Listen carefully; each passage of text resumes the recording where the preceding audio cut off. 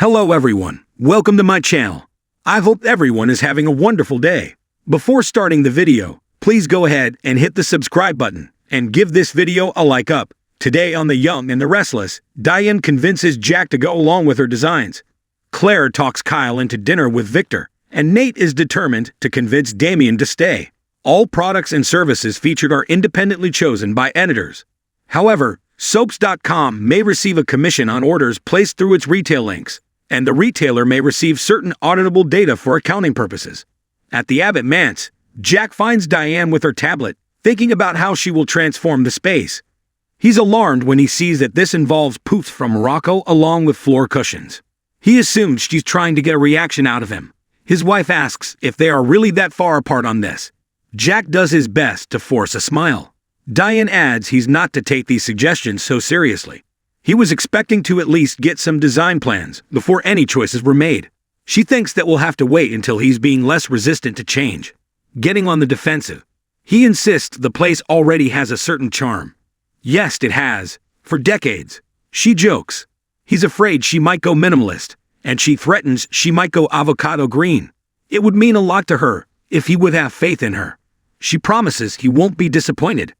After some build-up, Jack admits he's just been testing her. Other than the avocado green, he's eager to make changes for all the generations living there to give the old girl some new life.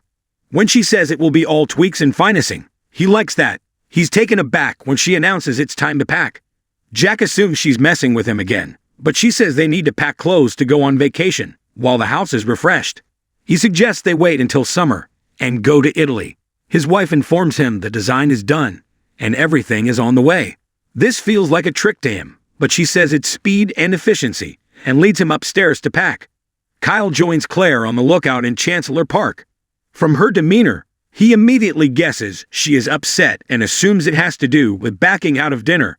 She's not exactly upset, but she is concerned. It's not because of Harrison, since she thinks he's the sweetest.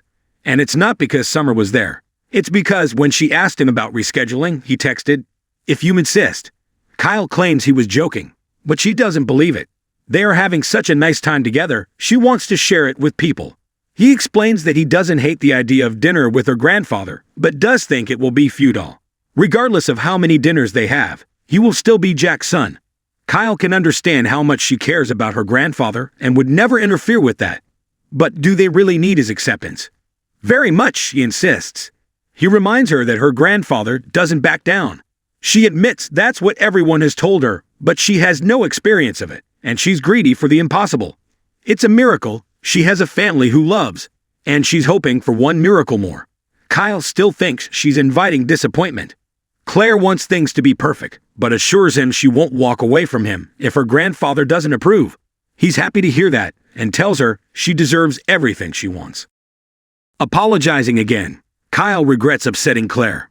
When she asks if her grandfather will always be an issue, he asks if Victor was even willing to have dinner with him.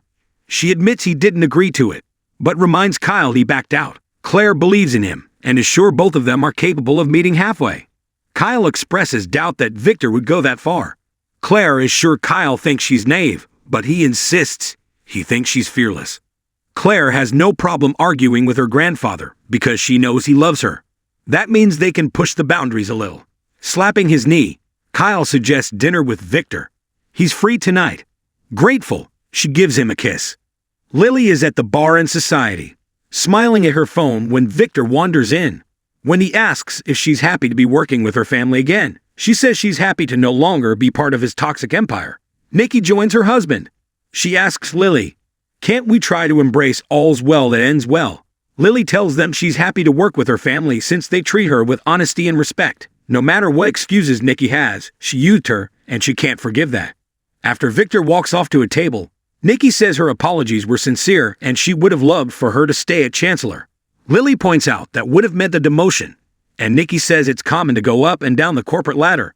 She's sorry Lily was hurt, but she did make her own choices.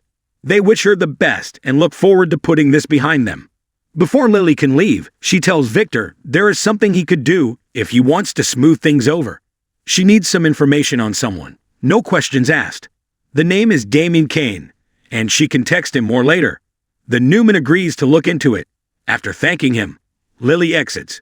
Nikki admits she's glad things are thawing with Lily. She's fond of her and sings her praises. They wonder who Damien is. Victor doesn't care, and he'll handle it. Claire rushes in with some papers for Nikki to sign. Victor tells Claire how impressed her grandmother is by her efficiency. They discuss how exciting and stressful work is.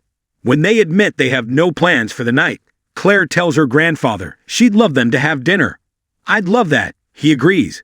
She adds she wants Kyle to join them. He purses his lips. He's surprised Kyle would agree to this. She says Kyle is important to her, and she'd like Victor's blessing. It will be sad and awkward if he snubs him. Nikki trusts her judgment and approves. Sighing, crossing his arms, and then smiling, Victor says he thinks it will be a waste of time, but he'll do it for her. It will have to be later. Claire asks Nikki along, and she agrees. Their granddaughter is sure it will be wonderful and wanders off. Nikki thanks her husband. "We'll see," he says, taking a drink. On the patio of Crimson Lights, Audra and Holden talk about how no one can know about their past, particularly Nate. Hastings immediately interrupts and asks what they are discussing. He asks how Damien reacted to the news about his mother. Holden explains it was the news about his dad that hit him hardest. Nate insists Amy wants to fix things, and Audra echoes this. Holden says it won't happen. They are done with Geno City and Damien is done with his mother. Nate asks what he can do to stop him. He's sure the guy has a soul and can see his mother is dying.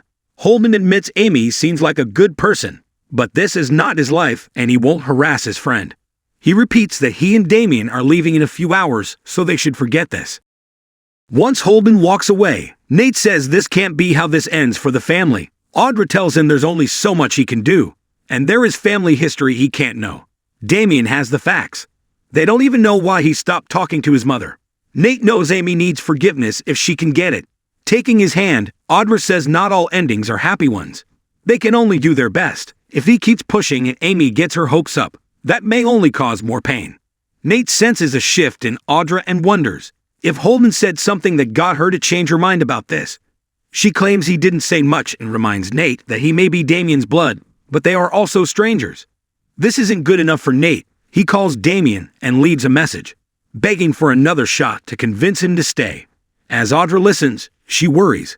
Nate comes over and says that if he can only get those two guys to stay, then anything can happen, she says.